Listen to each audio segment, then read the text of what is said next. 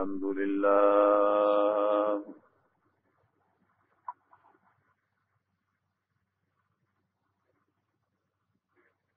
الحمد لله نحمده ونستعينه ونستغفره ونؤمن به ونتوكل عليه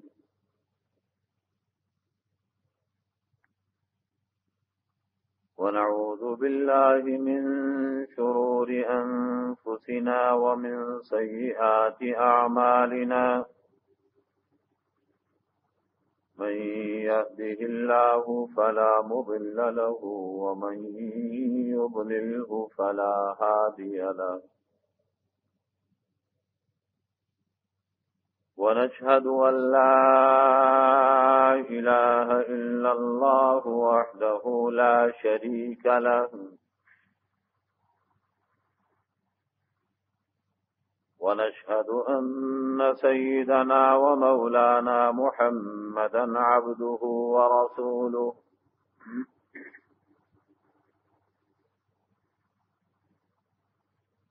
صلى الله تعالى عليه وعلى آله وأصحابه وبارك وسلم تسليما كثيرا كثيرا أما بعد فأعوذ بالله من الشيطان الرجيم بسم الله الرحمن الرحيم أذن للذين يقاتلون بأنهم ظلموا وإن الله على نصرهم لقدير الذين أخرجوا من ديارهم بغير حق إلا أن يقولوا ربنا الله ولولا دفع الله الناس بعضهم ببعض لهدمت صوامع وبيع وصلوات ومساجد يذكر فيها اسم الله كثيرا ولينصرن الله من ينصره إن الله لقوي عزيز وقال النبي صلى الله تعالى عليه وسلم أمرت أن أقاتل الناس حتى يقولوا لا إله إلا الله فإذا قالوها عصموا مني دماءهم وأموالهم إلا بحق الإسلام وحسابهم على الله أو كما قال عليه الصلاة والسلام۔ میرے عزیز بھائیو،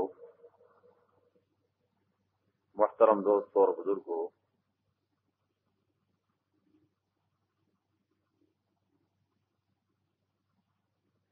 نبی کریم صلی اللہ علیہ وسلم کی سیرت طیبہ کے بہت سے پہلو ایسے ہیں کہ جن پر ہم گفتگو کر چکے ہیں۔ رمضان کے مبارک مہینے میں بھی آپ صلی اللہ علیہ وسلم کے سیرت کا جو پہلو تھا اس پر بھی ہم نے سیر حاصل بحث کی ہے، گفتگو کی ہے۔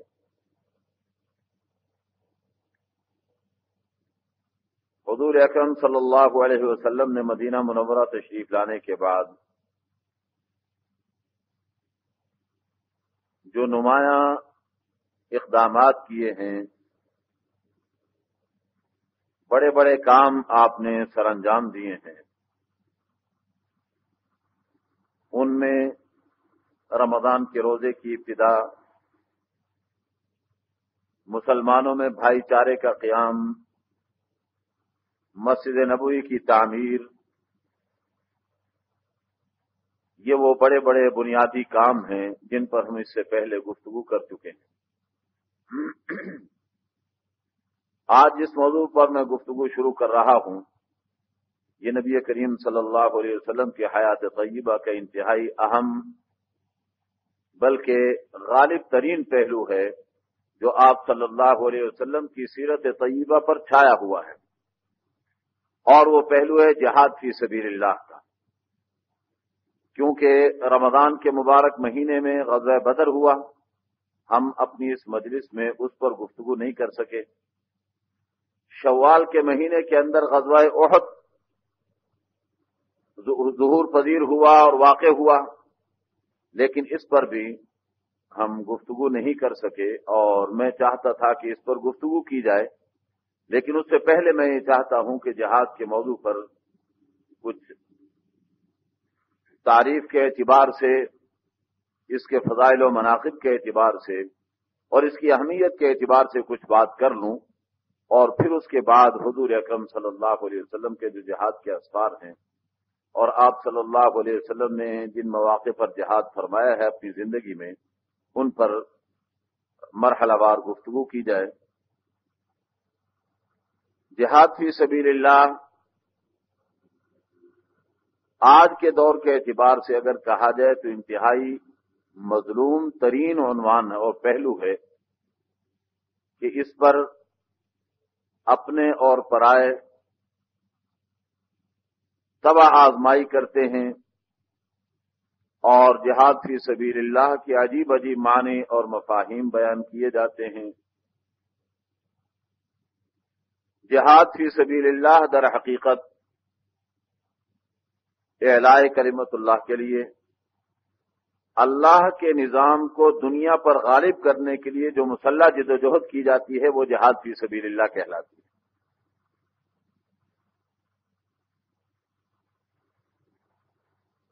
اب اس میں بعض لوگوں نے اسلام دشمن عناصر سے متاثر ہو کر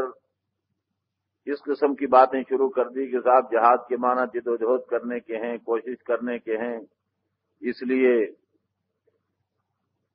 جو حکومت کر رہا ہے اور زناکاریاں بھی کر رہا ہے وہ بھی کہتا میں بھی جہاد کر رہا ہوں، جو فلم کے اندر طوائفیں کام کرتی ہیں وہ بھی کہتے ہیں کہ ہم جہاد کر رہے ہیں، اور جناب والا جو فحاشی اور یعنی پھیلا رہے ہیں ٹی وی کے ذریعے اور کیبل کے ذریعے وہ بھی کہتے ہیں کہ ہم جہاد کر رہے ہیں۔ وہ یہ ایک تو یہ پہلو ہے جہاد کے ساتھ ظلم کا کہ لوگوں نے اپنے اپنے اعمال کو جہاد قرار دینا شروع کر دیا۔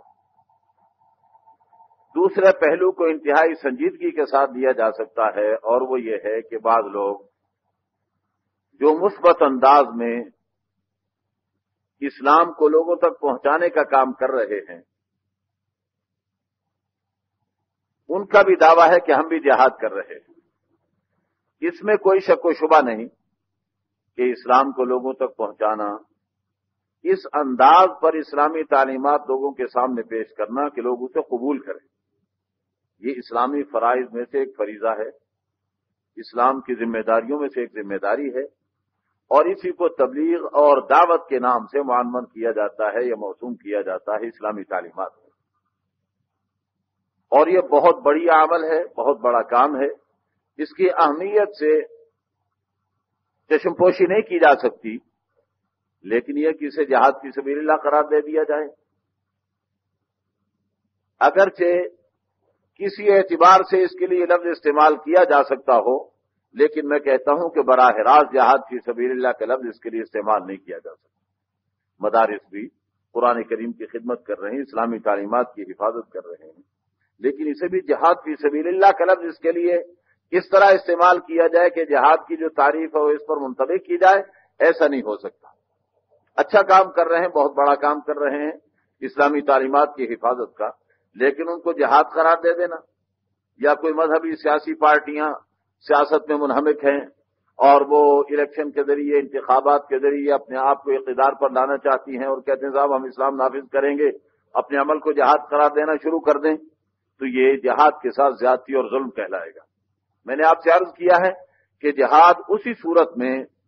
معتبر ہے کہ جس صورت میں اس کے اندر مسلح پہلو شامل ہو، ورنہ اگر مسلح پہلو اسلحے کے ساتھ جدوجہد کا پہلو شامل نہیں ہے تو اللہ کے نبی علیہ الصلوۃ والسلام مدینہ منورہ تشریف لانے سے پہلے کیا کر رہے تھے؟ اسلام پھیلا رہے تھے نا، اسلام کی تبلیغ کر رہے تھے، لیکن اس کے لیے قرآن کریم نے جہاد کا لفظ استعمال نہیں کیا، اور نہ ہم کبھی یہ لفظ استعمال کرتے ہیں کہ اللہ کے نبی علیہ الصلوۃ والسلام نے مکہ مکرمہ کے اندر جہاد کیا، کبھی یہ لفظ استعمال نہیں کرتے، بڑے بڑے علماء بھی استعمال نہیں کرتے، حتیٰ کہ جو لوگ اپنی محنتوں کو جہاد قرار دینے کی کوشش کرتے ہیں وہ بھی کبھی یہ نہیں کہتے کہ اللہ کے نبی مکہ مکرمہ میں جہاد کرتے رہے۔ اس سے واضح یہ ہو جاتا ہے کہ ایسی جدوجہد اور محنت اور کوشش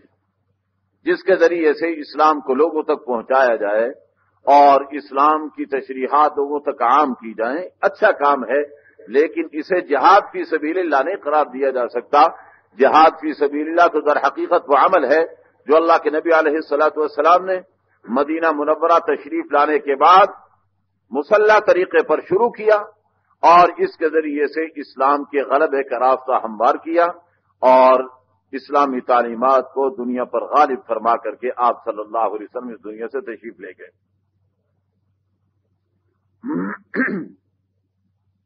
ایک اور پہلو بھی اس جہاد کا ہے، وہ یہ ہے کہ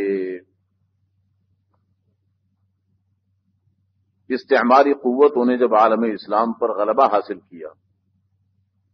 جیسے بعض علاقوں پر انگریزوں کا قبضہ ہوا، بعض علاقوں پر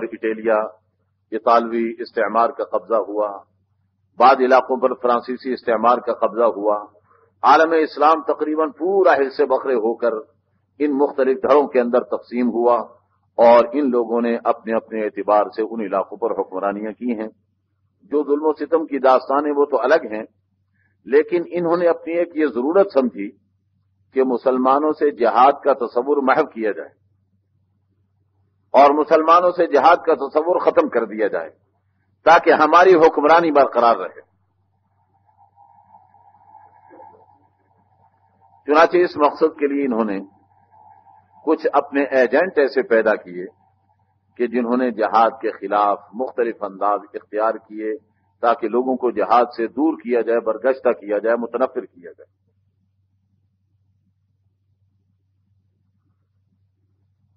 اس میں ایک تو ہمارے ہند و پاک میں جھوٹی نبوت کو شروع کیا گیا، اور جھوٹی نبوت کے ذریعے سے لوگوں کو یہ باور کرانے کی کوشش کی گئی کہ پہلے تو جہاد تھا، لیکن اب چونکہ یہ نبی اس زمانے کے ہیں لہذا ان پر اللہ نے یہ حکم بھیجا ہے کہ جہاد اب ختم ہو چکا ہے۔ لہذا غلام قادیانی نے یہ کہا کہ چھوڑ دو اب دوستو جہاد کا خیال، کہ اب جہاد کا خیال ختم ہو چکا ہے۔ اپنے آپ کو اس نے مسیح موعود قرار دیا، اور مسیح موعود کے بارے میں حدیث شریف میں آتا ہے کہ وہ ان کے آنے کے بعد جہاد ختم ہو جائے گا۔ کیوں؟ اس لیے کہ حضرت عیسیٰ علیہ السلام جب دنیا میں تشریف لائیں گے تو پوری سرزمین پر اسلامی نظام قائم ہو جائے گا۔ جب پوری سرزمین پر اسلامی نظام قائم ہو جائے گا تو اب وہ جہاد کا تصور ہی نہیں رہے گا کہ اب کہیں مسلح جدوجہد کر کے اسلام کو غالب کرنا ہے، لہذا وہاں کر کے جہاد بھی ختم ہو جائے گا، اور پھر اس کے بعد اس دنیا کی زندگی بھی ختم ہونے کے قریب پہنچ جائے گی اور قیامت قائم ہو جائے گی۔ تو مرزا قادیانی نے اس سے فائدہ اٹھانے کی کوشش کی کہ اپنے آپ کو مسیح موعود باور کرایا، اور مسیح موعود باور کرانے کے بعد اس نے یہ تصور دیا کہ میں چونکہ عیسیٰ ہوں لہذا میں جہاد کو منسوخ کرنے کا فیصلہ کر رہا ہوں اور اعلان کر رہا ہوں۔ مگر یہ ڈرامہ جو تھا بری طرح سے ناکام ہوا، اور علماء کرام کی جدوجہد اور ان کی محنت کے نتیجے میں مسلمانوں کے اندر اسے پذیرائی حاصل نہیں ہو سکی۔ اگرچہ بعض لوگوں نے اسے قبول کیا، لیکن عمومی طور پر مسلمانوں نے اسے مسترد کر دیا، اور یہ نظریہ قبول نہیں کیا گیا کہ صاحب جہاد بالکل منسوخ ہو چکا ہے۔ لیکن اس سے متاثر ہو کر کے وہ باتیں جو میں نے آپ سے عرض کی ہیں اس سے پہلے، جہاد کے ساتھ ایک ظلم و ستم ہمارے اپنے کر رہے ہیں، وہ یہ کہ اپنی ہر کوشش کو جہاد قرار دینے کی کوشش کرتے ہیں، وہ بھی ایک زیادتی ہے۔ لیکن ایک سنجیدہ قسم کی کوشش بھی کی گئی ہے ہمارے مسلمانوں کے اندر، بعض لوگوں نے جو اپنے آپ کو مسلمان کہلاتے ہیں،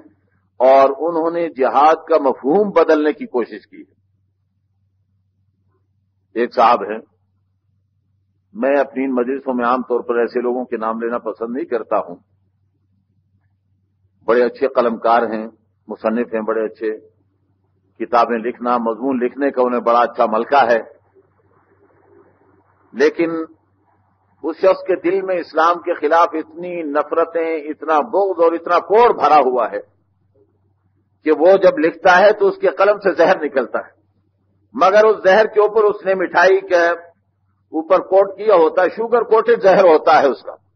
قرآن کریم، احادیث طیبہ پیش کرے گا اور پھر اس کے ذریعے سے لوگوں کو وہ زہریلے انجیکشن دینا شروع کرے گا۔ ابھی مجھے پچھلے دنوں ایک صاحب نے ایک کتاب لا کر کے دی کہ صاحب آپ اس کا مطالعہ کریں، دیکھیے صاحب کیا بات، کتنی اچھی تشریح کی ہے اسلام کی۔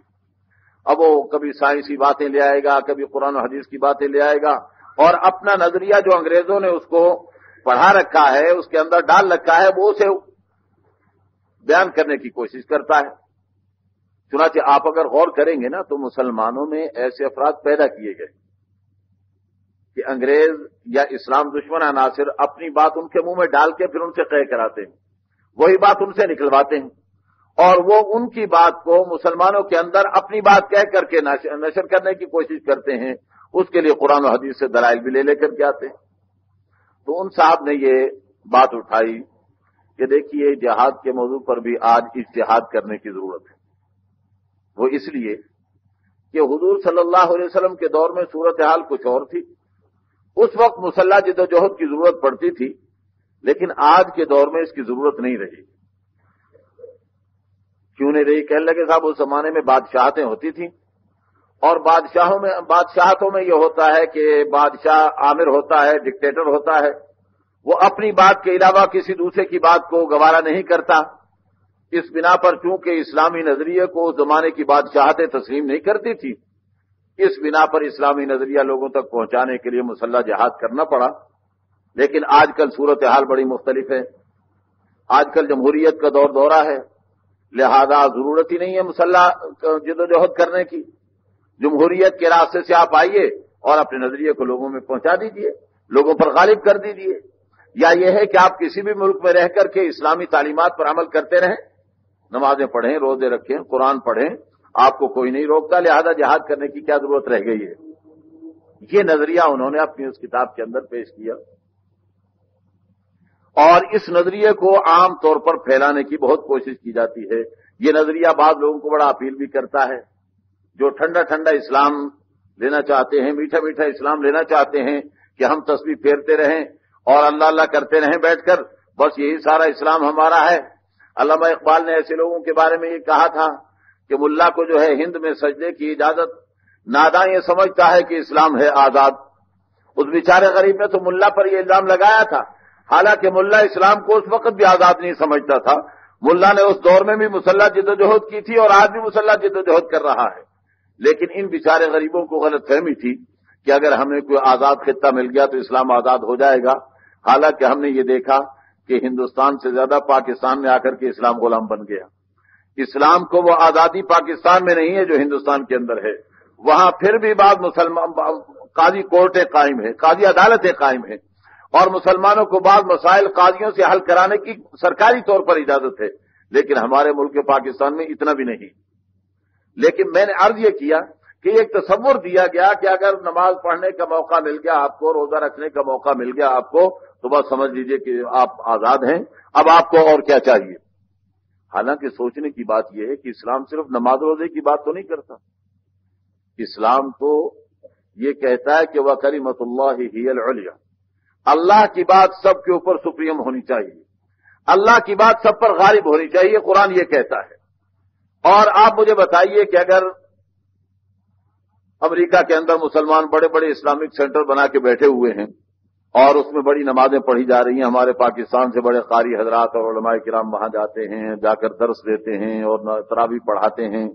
اور وہاں کا صدر مسلمانوں کو افطاری کی دعوت بھی دیتا ہے، عید ملن پارٹی بھی دیتا ہے، اور اسے بچوں کے ساتھ مل کر کے عید کے گانے بھی گاتا ہے۔ لیکن مجھے بتائیے کیا اسے اسلام غالب آ گیا؟ اسی کو اسلام کا غلبہ کہتے ہیں۔ اسلام نے تو حدود و قصاص بھی جاری کی ہیں، اسلام نے پورا نظام حکومت عطا کیا ہے۔ صرف نماز روزہ کرنے سے تو یہ پورا نظام حکومت نہیں آ جائے گا، اس کے لیے تو ایک الگ محنت کرنی پڑے گی۔ تو جو لوگ یہ تاثر دینے کی کوشش کرتے ہیں کہ صاحب اس زمانے میں آپ کے نماز روزہ کرنے پر کوئی پابندی نہیں ہے، آپ نمازیں پڑھیں روزے رکھیں، اس پر آپ کی کوئی پابندی نہیں ہے، اس بنا پر آپ کو کیا ضرورت پڑی ہے جہاد کرنے کی، ایسے لوگ در حقیقت وہ مسخ شدہ ذہنیت رکھتے ہیں جو یہ سمجھتے ہیں کہ اسلام کا تعلق تو نجی مسائل کے ساتھ ہے، نجی معاملات کے ساتھ ہے، نجی زندگی، اسلام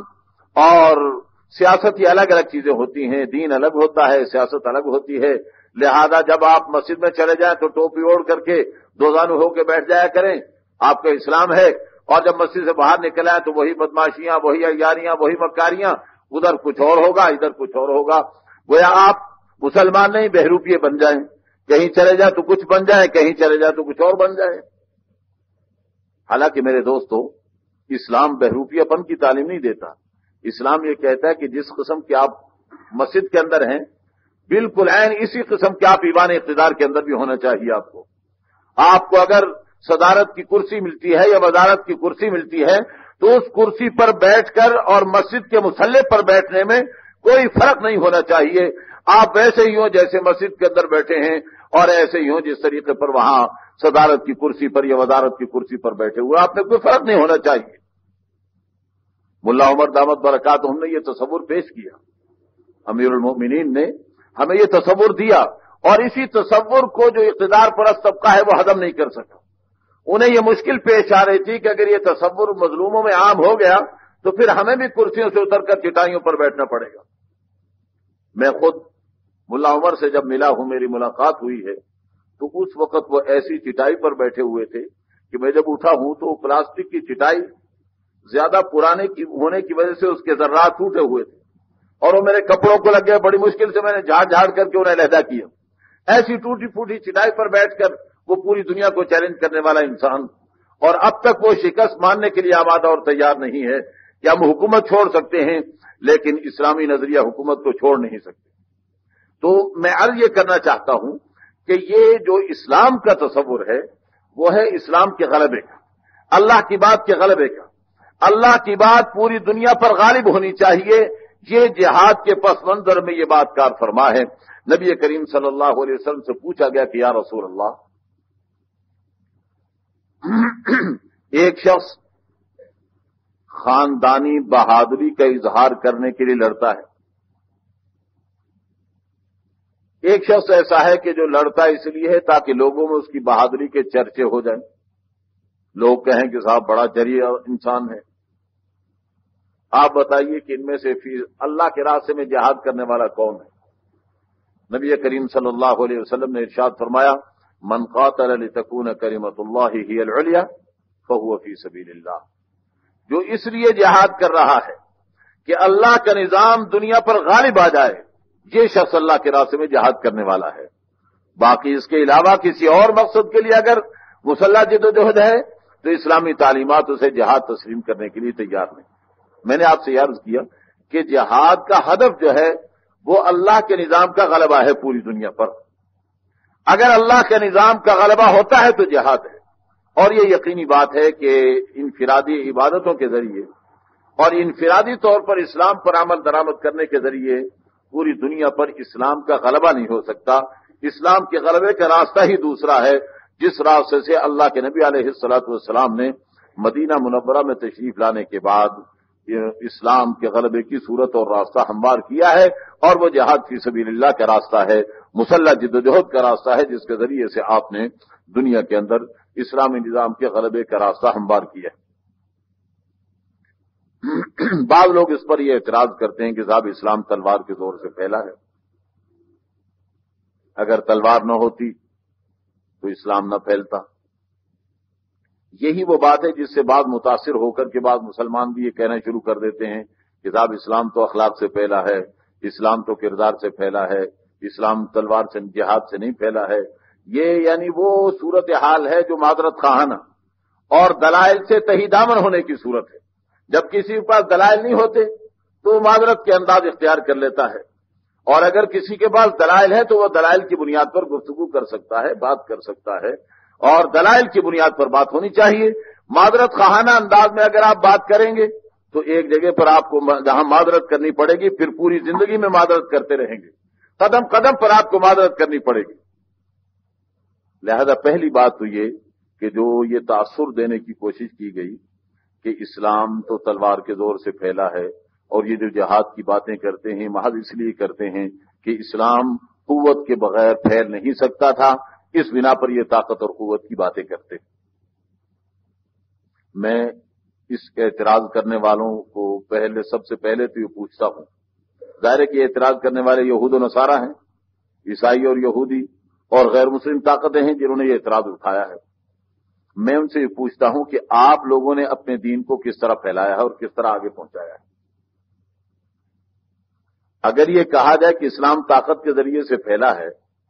جن جن علاقوں کو اسلام نے فتح کیا ہے ان علاقوں میں اسلام تو رہا، لیکن یہودیت اور عیسائیت کو بھی مکمل ختم نہیں ہونے کی صورتیں پیدا کی گئی، بلکہ عیسائی موجود ہیں۔ آپ دیکھیں مسلمان ممالک کے اندر عیسائیوں کی ایک تعداد موجود ہے، بلکہ بعض علاقے تو ایسے ہیں کہ وہاں عیسائیوں کو باقاعدہ عہدے حاصل ہیں، حکومت کے اندر عہدے حاصل ہیں۔ عراق کا نائب وزیر اعظم، عراق کا وزیر اعظم عیسائی ہے، اور اسی طرح سے یہ کوفی عنان جو مصر کا ہے یہ بھی عیسائی ہے، جو اس کے اندر اقوام متحدہ کا سربراہ ہے، اور یہ ہے مصر کا، عربی ہے یہ۔ اسی طرح سے لیکن اسلام نے کسی مذہب کو بھی اگر زور سے ختم کرتا تو اسلام کے مفتوحہ علاقوں کے اندر دوسرے مذاہب کا خاتمہ ہو چکا ہوتا، نہ ہندو مذہب باقی رہتا، نہ سکھ مذہب باقی رہتا، نہ عیسائی مذہب باقی رہتا، نہ یہودی مذہب باقی رہتا، کیونکہ اسلام کو پوری دنیا پر غلبہ رہا ہے تو پوری دنیا سے مذاہب ختم ہو جانے چاہیے تھے، لیکن اسلام نے طاقت اور قوت کا استعمال نہیں کیا۔ البتہ ہم اس کی مثالیں دے سکتے ہیں کہ جہاں یہودیت اور عیسائیت آئی ہے وہاں پر اسلام باقی نہیں رہا ہے۔ اسپین کے اندر جہاں 300 سال تک، سسلی میں جہاں 300 سال تک مسلمانوں کی حکومت رہی، اور اسپین میں جہاں 800 سال تک مسلمانوں کی حکومت رہی، آج وہاں پر اسلام کا نام لینے والا کوئی ایک شخص بھی موجود نہیں۔ کیا وجہ ہے؟ عیسائیت نے تشدد کیا، عیسائیوں نے اسلحے کے زور پر اور طاقت کے بل بوتے پر لوگوں کو اسلام سے منحرف ہونے پر مجبور کی۔ اسی طرح سے ہندوؤں کا طرز عمل آپ دیکھ لیں، اور ملحدین اور کمیونسٹوں کا طرز عمل روس کے اندر آپ دیکھ لیں، تو نظر یہ آئے گا کہ ان لوگوں نے طاقت اور قوت استعمال کی ہے، جبکہ اسلام نے طاقت اور قوت کو اسلام کو لوگوں تک پہنچانے کے لیے استعمال نہیں کیا ہے،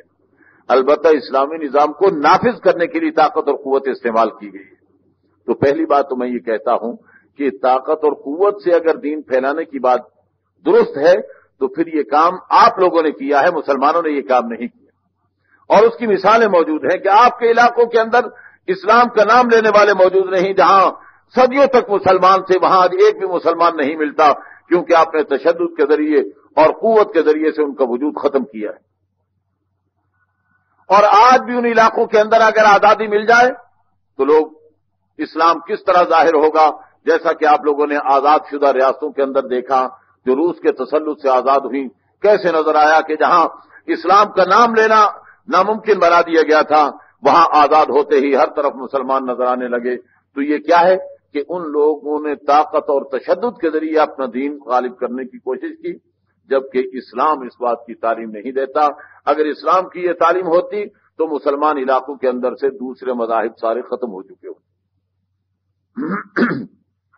دوسری بات یہ کہ پھر عملی طور پر ہم یہ دیکھتے ہیں کہ عیسائی، یہ جو امریکہ ہے ایک عیسائی ملک ہے، کرسچن کنٹری ہے، لوگ اگرچہ آج کل سیکولر لفظ استعمال کرتے ہیں اور اس بنیاد پر یہ تاثر دینے کی کوشش کرتے ہیں کہ جناب یہ لوگ تو مذہب کو بس ایک چرچ کا معاملہ سمجھتے ہیں، باقی معاملات کے اندر مذہب کو عمل دخل دینا یہ گوارا نہیں کرتے اور درست نہیں سمجھتے۔ میں ان لوگوں کے اس تصور کا قائل نہیں ہوں، اور میں اس بات کو قطعاً دلائل سے عاری سمجھتا ہوں۔ اس کی پہلی بات تو یہ ہے کہ ابھی جو حالیہ جنگ ہوئی ہے مسلمانوں کے ساتھ ان کی، اس جنگ کی ابتدا کے اندر امریکہ کے صدر نے اسے صلیبی جنگ قرار دیا۔ اگر وہ لوگ مذہب کو الگ سے رکھتے ہیں تو پھر انہوں نے جنگ کو صلیبی جنگ کیوں قرار دیا، اور وہاں کے صدر نے یہ لفظ کیوں استعمال کیا؟ اس سے معلوم ہوتا ہے کہ وہ مذہب سے الگ تھلگ ہو کر کام نہیں کرتے۔ بلکہ ان کا ہر قدم مذہب کی بنیاد پر ہے۔ اور سیکولرزم کا جو یہ مطلب بیان کیا جاتا ہے کہ سیکولرزم کا مطلب یہ ہے کہ مذہب کو سیاست سے الگ تھلگ رکھا جائے، یہ نہیں ہے،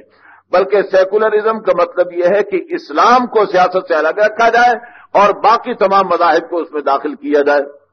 کیوں؟ اس لیے کہ وہ جانتے ہیں کہ اسلام کے ہوتے ہوئے ان کے مذاہب پنپ نہیں سکتے، لہذا انہوں نے سیکولرزم کا ایک لفظ استعمال کیا۔ اور آپ یہ دیکھیں کہ مسلمانوں سے مطالبہ کرتے ہیں کہ وہ اسلام کو الگ رکھیں، مسلمان حکمرانوں کو اس بات کا مطالبہ کرتے ہیں کہ وہ اسلام کو اپنے اوپر غالب نہ آنے دیں، لیکن ان کی زندگیوں کے اندر ان کے مذاہب غالب ہوتے ہیں۔ یہ جو عیسائی مبلغین افغانستان کے اندر پکڑے گئے تھے، ان میں 2 عورتیں امریکن تھیں۔ آپ نے شاید اس بات میں غور کیا ہو یا نہ کیا ہو، میں تو ایسی چیزوں کو بڑی گہرائی سے دیکھتا ہوں۔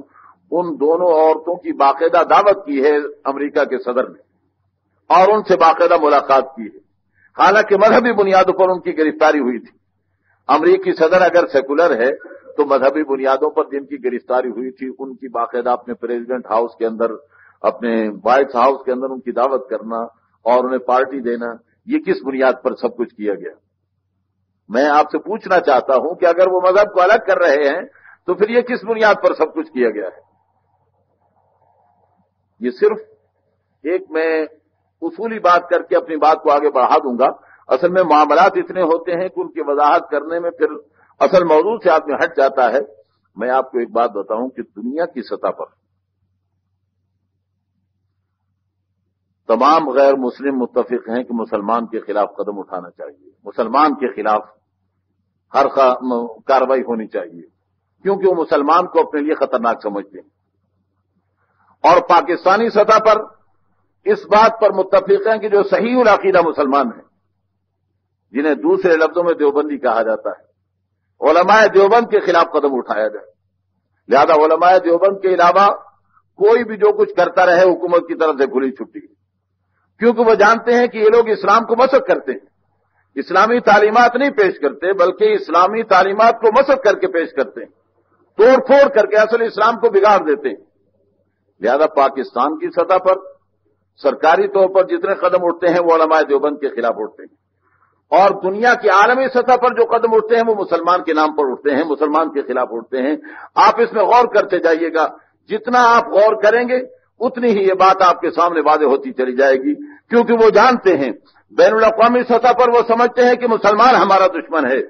اور پاکستان کی سطح پر ہمارے سیکولر حکمران کہلانے والے وہ سمجھتے ہیں کہ علماء دیوبند ایسی قوم ہے کہ جو ہم سے ٹکر لے سکتی ہے، ہم سے مزاحمت کر سکتی ہے، اور دین کے معاملے میں کسی قسم کی سودا بازی کے لیے آمادہ اور تیار نہیں ہو سکتی۔ باقیوں کو تو جب چاہیں جس طرح چاہیں پٹی پڑھا لیں، جیسے چاہے ان کے پیچھے پیچھے دم ہلاتے ہوئے چلتے ہیں سارے، اور آپ اسے عملی طور پر دیکھ سکتے ہیں اقدامات کے اندر۔ بارو میں عرض یہ کر رہا تھا کہ اس وقت جو حکومتیں قدم اٹھاتی ہیں ان میں بھی تو تشدد پایا جاتا ہے۔ امریکہ نے اپنا نظریہ پیش کرنے کے لیے افغانستان میں جو کچھ کیا، یہ تشدد نہیں، یہ ظلم و ستم نہیں، یہ مسلح کارروائی نہیں۔ اگر اسلام کا نظام غالب کرنے کے لیے مسلح جدوجہد کی جائے تو کہتے صاحب اسلام تلوار کے زور سے پھیلا، اور اگر عیسائی اپنا نظام قائم کرنے کے لیے بمباری کریں اور میزائل داغیں تو کہتے صاحب یہ تو امن قائم کر رہے ہیں، یہ تو مسلح کام نہیں ہو رہا ہے۔ حالانکہ اگر آپ لوگوں نے غور کیا ہوگا تو گزشتہ سال یعنی سن 2000 میں جب یہ جان پوپ پال آیا تھا اور روس کی آزاد ریاستوں میں آ کر اس نے ایک اعلان کیا تھا، شاید آپ لوگوں نے اس بات میں غور نہیں کیا ہوگا، اور میں یہ کہتا ہوں کہ افغانستان میں جو کچھ ہوا یہ اسی کا شاخسانہ ہے۔ اس نے وہاں اعلان یہ کیا تھا کہ آنے والی صدی اسلام کی نہیں، کسی اور مذہب کی نہیں بلکہ عیسائیت کی صدی ہوگی، آنے والی صدی عیسائیت کی صدی ہوگی۔ وہ یہ اعلان کر کے گیا ہے، اور اس کے بعد اس کے کارندوں نے یہاں پر اپنی بدماشیں شروع کی ہیں، اور اس کے بعد پھر اسلامی نظام کو وہاں سے ختم کرنے کا راستہ اپنایا گیا ہے۔ تو میں تو اس تناظر میں دیکھتا ہوں کہ امریکہ نے جتنی کارروائی کی ہے یہ مسلح جدوجہد عیسائیت کے لیے کی گئی ہے، اور عیسائیت چونکہ ویسے پنپ نہیں سکتی تھی اور ویسے پھیل نہیں سکتی تھی، اس بنا پر اسے طاقت اور قوت کے زور سے، گولہ بارود کے زور سے اور आग और लोहे के जोर से उसे लोगों पर मुसल्लत करने की और थोपने की कोशिश की गई है। अब जो हुकूमत वहां पर कायम हुई है, आप क्या समझते हैं मुसलमानों की हुकूमत? वहां का जिसे सरबराह बनाया गया है ये अमेरिकन नेशनल है, इसके पास अमेरिका की नेशनलिटी, जिसे वहां का सरबराह बनाया गया है। नाम तो उसका मुसलमानों को उसके साथ लगा हुआ है, लेकिन हकीकत में वो सारे के सारे ईसाइयत के एजेंट हैं जिन्हें वहां पर बिठाया गया है। और दूसरे लफ्जों में हम ये कह सकते हैं कि वहां सलीबी हुकूमत कायम कर दी गई है, ईसाइयों की हुकूमत कायम कर दी गई है, जिसमें आलाकार के तौर पर नाम नहाद मुसलमानों को इस्तेमाल किया जा रहा है। तो मैंने अर्ज ये किया कि जो लोग इस्लाम पर ये एतराज करते हैं कि इस्लाम तलवार के जोर से फैला है, मैं उनसे पूछता हूं कि वो क्या कर रहे हैं? क्या वो तलवार के जोर से नहीं फैल रहे हैं? वो अपना सारा निजाम तलवार के जोर पर चला रहे हैं और सारा निजाम अपना ताकत और कुव्वत के बलबूते पर चला रहे हैं। तो इस्लाम पर किस तरह ये एतराज करते हैं? और फिर दूसरी बात मैं ये अर्ज करता हूं कि इस्लाम में जो जिहाद का तस्वुर है, इसे मुख्तसर लफ्जों में हम ये कह सकते हैं कि अगर कुछ लोग इस्लाम की तलवार की जद में आते हैं तो ये वो लोग होते हैं जो लाइलाज मरीज बन चुके होते हैं, जो न खुद अपनी इस्लाह चाहते हैं न मुआशरे की इस्लाह के लिए किसी को काम करने देते हैं। ऐसे लाइलाज मरीज जिन्हें कैंसर लगा हुआ हो रूहानियत का, जिस तरह इंसानी जिस्म को अगर कैंसर हो जाए तो जिस टुकड़े पे कैंसर लग जाए उसे काट कर फेंकना पड़ता है, इसी तरह जो रूहानी तौर पर कैंसर ज़दा हो जाए उस टुकड़े को भी काट कर फेंकना पड़ेगा, वरना इंसानियत का नुकसान होगा और पूरी इंसानियत करीबुल मर्ग हो जाएगी और वो अपनी कब्र के करीब होकर के पहुंच जाएगी अगर इंसानियत का रूहानी तौर पर इलाज न किया जाए। तो जिहाद के जरिए से वो अफराद जो रूहानी बीमारी में मुब्तला होकर रूहानी कैंसर में मुब्तला होते हैं, जिहाद के जरिए ताकत इस्तेमाल करके ऐसे लोगों को इंसानियत से अलहदा कर दिया जाता है ताकि इंसानियत अपने इत्मीनान और एतमाद के साथ अपनी मंजिल पर आगे बढ़ सके और अल्लाह और उसके रसूल के अहकाम की पाबंदी कर सके। और ये मुख्तसर अल्फाज में मैंने कोशिश की है जिहाद के बारे में बात गलतफहमियों को दूर करने की। आइंदा इंशाअल्लाह अल अज़ीज़ जिहाद का जो पहला मरहला ग़ज़वा बदर की शक्ल में पेश आया था उस मौजू पर, और फिर ग़ज़वा उहद भी इंशाअल्लाह शव्वाल के महीने के अंदर ही इसका भी तज़किरा आ जाएगा। और फिर इसके अलावा जो आप सल्लल्लाहु अलैहि वसल्लम के जिहाद के असफार हैं और इस सिलसिले में जो मजीद गुफ्तगू और बातें ज़िम्नी तौर पर आती रहेंगी उन्हें इंशाअल्लाह जिक्र करते रहेंगे। अल्लाह हम सबको सही अमल करने की तौफीक अता फरमाए। व आखिर दावाना अल्हम्दुलिल्लाहि रब्बिल आलमीन।